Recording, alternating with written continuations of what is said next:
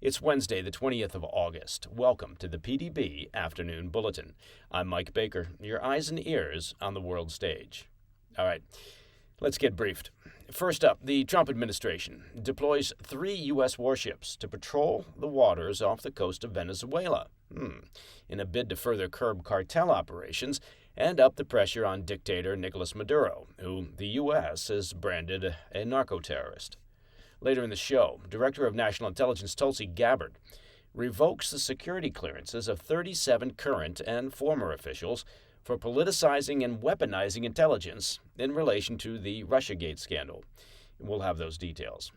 But first, today's afternoon spotlight. The Trump administration is intensifying their war against Latin America's powerful drug cartels with an unmistakable show of force against Venezuelan dictator Nicolás Maduro. On Tuesday, President Trump deployed 3 Aegis-guided missile destroyers carrying some 4,000 Marines to the waters off the coast of Venezuela, backed by spy planes and a submarine, to combat the ongoing threats posed by narco-traffickers.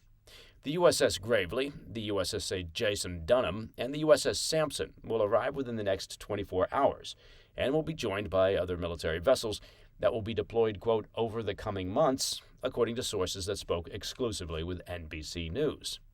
The dramatic military escalation in the region comes as Trump steps up efforts aimed at thwarting cartel operations that continue to funnel cocaine and the deadly opioid fentanyl into the U.S. The move follows the deployment of 2 guided missile destroyers to the Gulf of Mexico, now known in some circles as the Gulf of America, in March to support interdiction efforts aimed at curbing illegal migration and drug smuggling.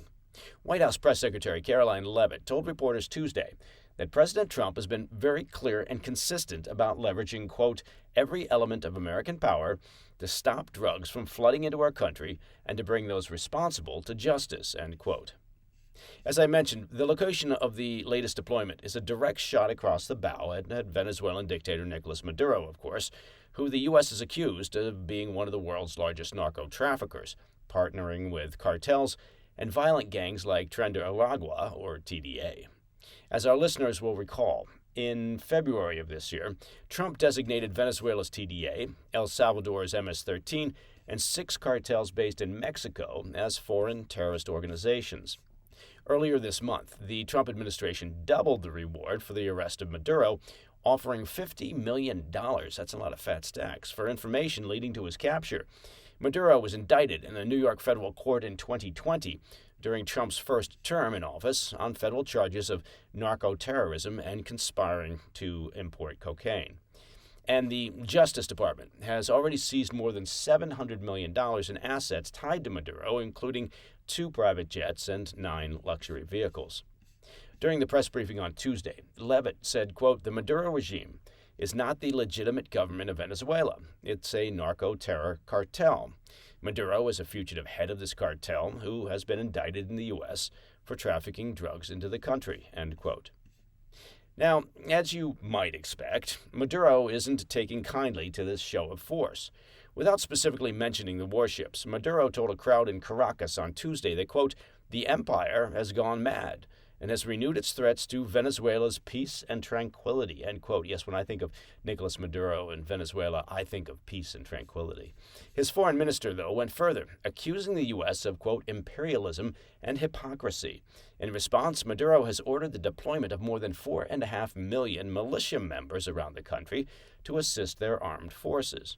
He declared, quote, no empire will touch the sacred soil of Venezuela, nor should it touch the sacred soil of South America, end quote. As a reminder, back in April, a damning intelligence assessment from the FBI warned that key Venezuelan government officials have likely been facilitating the migration of TDA gang members directly into the U.S. The FBI's assessment concluded that the Maduro regime has been essentially using TDA as a proxy force to sow chaos on American streets and undermine public safety throughout the U.S.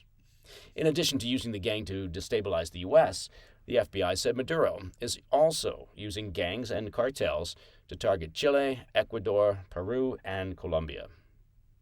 All right, up next, the Director of National Intelligence, Tulsi Gabbard, revokes the security clearances of 37 current and former officials in a sweeping intelligence purge. I'll be right back. Hey, Mike Baker here. Let me take just a bit of your time to talk about weight loss. Now, let me ask you a question. Are you what they call a yo-yo dieter? You know what I mean. You diet, you lose weight, but then, well, you gain it all back, plus a few extra pounds. And then later, well, you lose it, and, well, then regain it again and again. Look, that's a dangerous cycle. Studies show that losing and gaining repeatedly can increase your risk of heart attack, stroke, type 2 diabetes, and other health problems. Breaking free of your yo-yo diet pattern is a main reason that doctors created Lean. That's Lean. Lean's a supplement. It's not an injection, and you don't need a prescription. The science behind Lean is impressive. Its studied natural ingredients target weight loss in 3 powerful ways. Lean helps maintain healthy blood sugar. It helps control appetite and cravings, and it helps burn fat by converting fat into energy. Listen, if you're tired of losing weight and gaining it back, or if you want to lose meaningful weight at a healthy pace, well, Lean was created for you.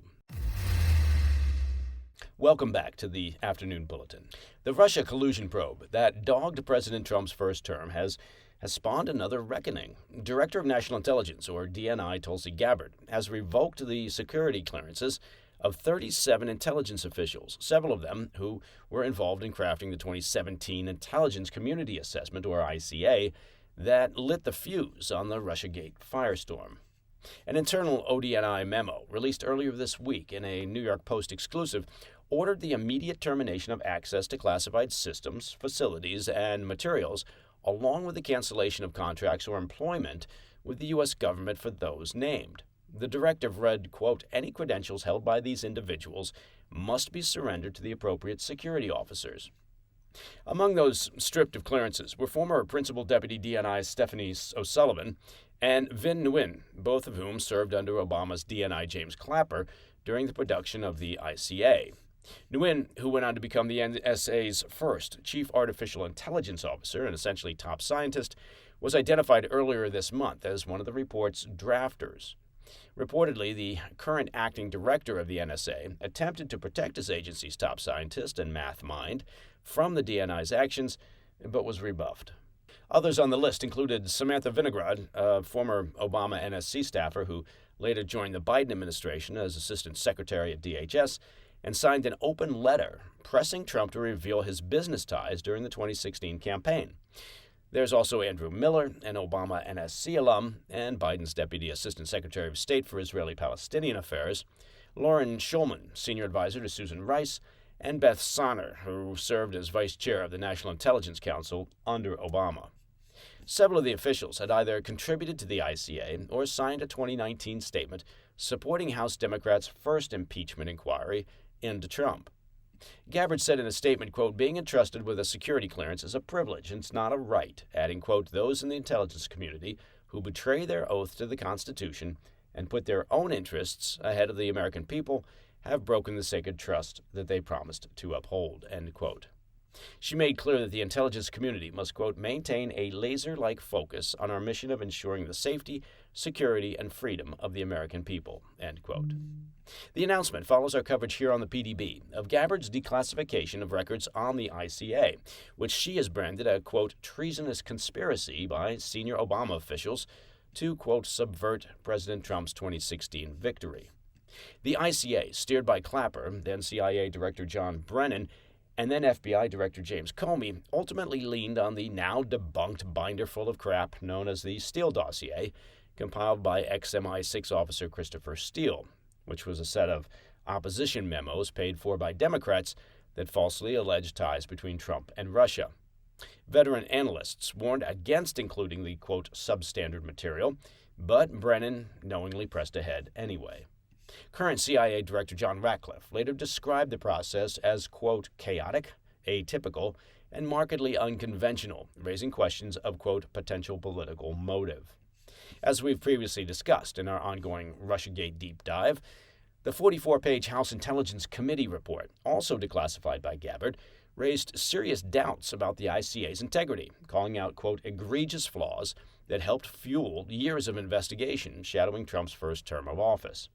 Meanwhile, the Justice Department's grand jury probe into Brennan, Comey, and Clapper grinds on, underscoring how the aftershocks of that Obama-era assessment are still reverberating nearly a decade later.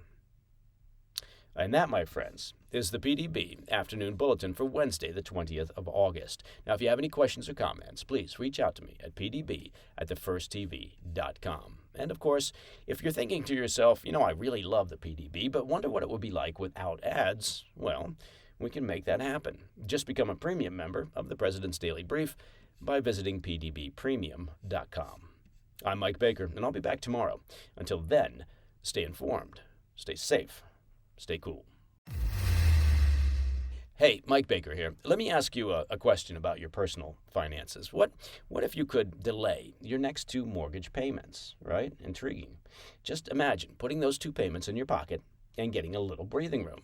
Well, it's possible when you call American Financing. Look, if you're feeling stretched by everyday expenses, grocery, car bills, gas bills, utility bills, you know what I'm talking about. You're not alone. And many Americans are putting those expenses on their credit cards. And for many, well, they don't seem to see a way out. American Financing, though, can show you how to use your home's equity to pay off that debt. So give American Financing a call today to learn about your options. Their salary-based mortgage consultants are helping homeowners just like you restructure their loans and consolidate debt, all without upfront fees, and that's very important. And their customers are saving an average of $800 a month. Now, I'm no mathematician, but I think that's something like a $10,000 raise. It's fast, it's simple, and it could save your budget. Call now. The number, 866-885-1881. That's 866-885-1881. Or visit americanfinancing.net/PDB. Hey, thanks for tuning in. If you enjoyed this video, don't forget to hit that like button and leave a comment, a really positive, nice, and kind comment. That would be appreciated. And if you're not already subscribed to our channel, make sure to subscribe and turn on notifications so you don't miss any of our daily updates.